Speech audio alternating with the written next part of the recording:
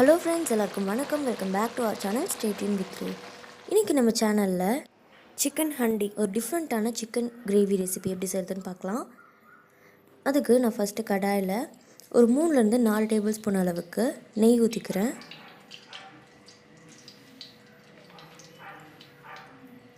இது கூடவே ஒரு 2 டேபிள் ஸ்பூன் அளவுக்கு ஆயிலும் சேர்த்துக்கிறேன். நெய்யில் செய்யும்போது இந்த ரெசிபி ரொம்ப நல்லாயிருக்கும். நீங்கள் வெறும் ஆயில் மட்டும் ஆட் பண்ணுறதுனால ஆட் பண்ணிக்கலாம். இப்போது இதில் சாப் பண்ண ஒரு 10 பல் அளவுக்கு பூண்டை ஆட் பண்ணிக்கிறேன். நல்லா பொடி பொடியாக நறுக்கி வச்சுருக்கேன்.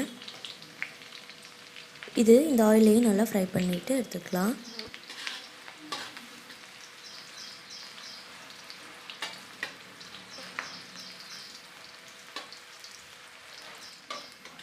இந்த அளவுக்கு நல்லா பொரிஞ்சு வந்ததுக்கப்புறமா இதில் நம்ம நறுக்கி வச்சுருக்கிற வெங்காயத்தை ஆட் பண்ணிக்கலாம். நான் இன்றைக்கி 2 பெரிய வெங்காயம் நீளமாக கட் பண்ணி வச்சுருக்கேன். இந்த வெங்காயம் எல்லாமே அந்த பூண்டு கூட சேர்த்து இந்த எண்ணெயிலையும் நல்லா வதக்கி எடுத்துக்கலாம். நம்ம போட்ட இந்த 2 வெங்காயம் ஒரு வெங்காயம் அளவுக்கு நல்லா சுருண்டு வரும். நல்லா ப்ரௌன் கலரில் அந்த பொன்னிறம் சொல்லுவாங்க இல்லையா, அந்த அளவுக்கு வரும்போது நம்ம இதில் நெக்ஸ்ட் இன்க்ரீடியண்ட் ஆட் பண்ணிக்கலாம். இப்போ பார்த்திங்கன்னா இந்த அளவுக்கு நல்லா சுருண்டு வரணும். நல்லா ப்ரௌனிஷ் ஆகிடுச்சு. இப்போ இதில் 2 நீளமாக இருந்த பச்சை மிளகாயை இந்த மாதிரி ஷாப் பண்ணி வச்சுருக்கேன். அதை இதை கூட ஆட் பண்ணி ஃப்ரை பண்ணிக்கிறேன். இந்த மாதிரி ஆயிலே சேர்த்து ஃப்ரை பண்ணும்போது அதோடய காரம் ரொம்ப தெரியாது. ஒரு டேபிள் ஸ்பூன் அளவுக்கு இஞ்சி பூண்டு விழுதையும் இது கூட நான் சேர்த்துக்கிறேன்.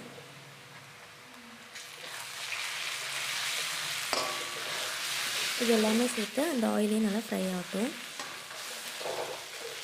பச்சை மிளகா கொஞ்சம் நிறம் மாறினதும் நம்ம இதில் 2 தக்காளியை நல்லா சாப் பண்ணி வச்சுருக்கேன். அதையும் இது கூட சேர்த்துக்கலாம்.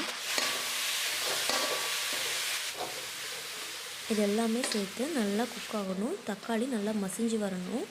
முடிஞ்ச அளவு கரண்டிலேயே நல்லா மசிச்சு விட்டுருக்கோங்க. இந்த ஸ்டேஜில் தக்காளி குக் ஆகிட்டு இருக்கும்போது நம்ம ஒரு ஜாரில் ஒரு 2-3 டேபிள் ஸ்பூன் அளவுக்கு மல்லியும் அது கூட ஒரு டேபிள் ஸ்பூன் அளவுக்கு சீரகமும் போட்டு ரொம்ப பவுடராகவும் இல்லாமல் கொஞ்சம் குறைன்னு அரைச்சி எடுத்துக்கலாம். இந்த பதத்துக்கு இருந்தால் போதும். இப்போது நம்ம அரைச்சி எடுத்த பவுடரை இது கூட பாதி மட்டும்தான் ஆட் பண்ண போகிறோம். தக்காளி நல்லா மசியட்டும். இந்த ஸ்டேஜ் வந்ததுக்கப்புறம் எல்லாம் சேர்ந்து நல்லா மசிஞ்சு வந்ததுக்கப்புறம் நம்ம அரைச்சி எடுத்த பவுடர் இருக்கு இல்லையா, இதிலிருந்து மொத்தமாகவே பாதி மட்டும் ஆட் பண்ணிக்கலாம்.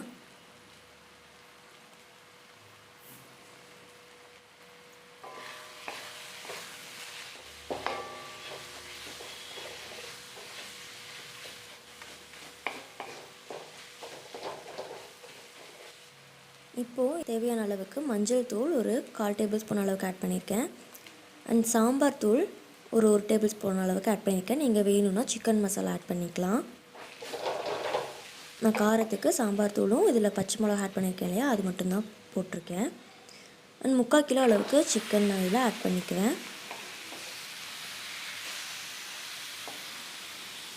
நம்ம எல்லாம் மசாலாவும் போட்டு இது கொஞ்சம் அடி பிடிக்கிற மாதிரி இருக்கும். இந்த டைமில் நம்ம கொஞ்சமாக தண்ணி வேணும்னா தெளித்து விட்டுக்கலாம். ஸோ இது பார்த்திங்கன்னா நம்ம மசாலா எல்லாம் நம்ம அடியில் போய் பிடிச்சிக்காமல் எல்லாம் தனியாக வர்றதுக்காக இப்போ கொஞ்சமாக நான் தண்ணி தெளிச்சிக்கிறேன். அண்ட் சிக்கன் வேகிறதுக்கு அது வேகிற போதே கொஞ்சமாக தண்ணி விடும். அதனால் பார்த்துட்டு தண்ணி சேர்த்துக்கலாம்.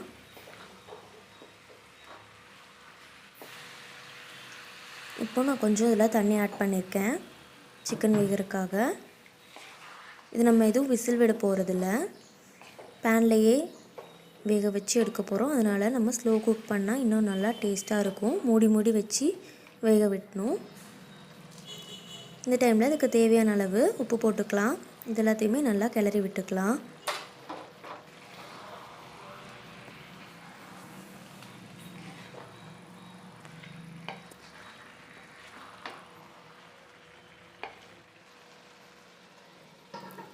இதை மூடி வச்சுட்டு ஒரு 2 நிமிஷம் அது வேகட்டும். அடி பிடிக்கிற மாதிரி இருந்ததுன்னா ஒரு 2 மினிட்ஸ்க்கு ஒரு தடவை நீங்கள் எடுத்து கிளறி விட்டுக்கோங்க. அப்பப்போ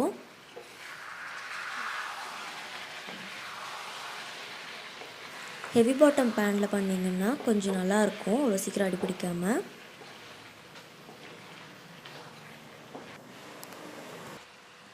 இப்போது இதில் ஒரு கப் அளவுக்கு தயிர், இது ஒரு 200 ml இருக்கும். இந்த தயிரை நான் இந்த சிக்கன் கூட ஆட் பண்ணிக்கிறேன். இந்த தயிர் ஆட் பண்ணும்போது இந்த சிக்கன் ரொம்ப சாஃப்டாக குக்காகி வரும். இதில் நம்ம வேறு எந்த தேங்காய் விழுது க்ரீம் எதுவுமே ஆட் பண்ண போகிறதில்ல. ஸோ தயிர் ஆட் பண்ணதுக்கப்புறம் இதை நல்லா குக் பண்ணி எடுத்துக்கலாம் மூடி வச்சு. ரொம்ப சாஃப்டாக சிக்கன் குக்காகி வந்துடும். இதோட எண்ணெயெல்லாம் பிரிஞ்சு வரும்போது நமக்கு இந்த சிக்கன் ரெடி ஆயிரும்.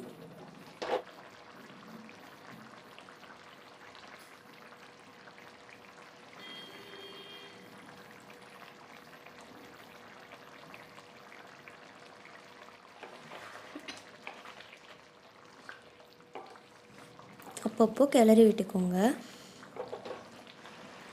பாருங்கள் எவ்வளோ நல்லா எண்ணெய் பிரிஞ்சு வந்திருக்குதுன்னு. நம்ம போட்ட ஆயில் எல்லாமே தனியாக வந்துருச்சு. சிக்கன் நல்லா குக்காக இருக்குது. இந்த ஸ்டேஜில் கசூரி மேத்தி ஆட் பண்ணிக்கலாம். இது ஒன்றும் இல்லை, வெந்தயக்கீரை இருக்கு இல்லையா, அதை காய வச்சு எடுத்துக்கிறது தான். இதை கொஞ்சம் க்ரஷ் பண்ணி கொஞ்சமாக ஆட் பண்ணிக்கலாம், இல்லைனா ரொம்ப கசப்படிச்சிரும். இதை ஃப்ளேவர் கொஞ்சம் நல்லாயிருக்கும் இந்த சிக்கன் கிரேவிக்கு. அண்ட் இது நம்ம அரைச்சி எடுத்த அந்த பவுடர் மீதி இருக்கிறது எல்லாத்தையுமே இந்த ஸ்டேஜில் லாஸ்ட்டாக ஆட் பண்ணிக்கலாம். இது ஒரு நல்ல ஃப்ளேவர் கொடுக்கும் இந்த சிக்கனுக்கு. அதே மாதிரி ஒரு 1/2 டேபிள் ஸ்பூன் அளவுக்கு கரம் மசாலா எடுத்திருக்கேன். அதையும் இந்த ஸ்டேஜில் கடைசியாக ஆட் பண்ணிக்கலாம்.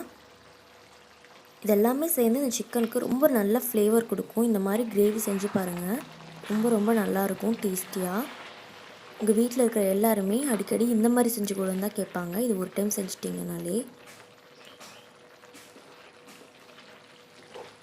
இப்போ இதெல்லாமே சேர்த்து லாஸ்ட்டாக ஒரு டைம் கிளறி விட்டுட்டு நம்ம ஸ்டவ் ஆஃப் பண்ணி எடுத்துக்கலாம்.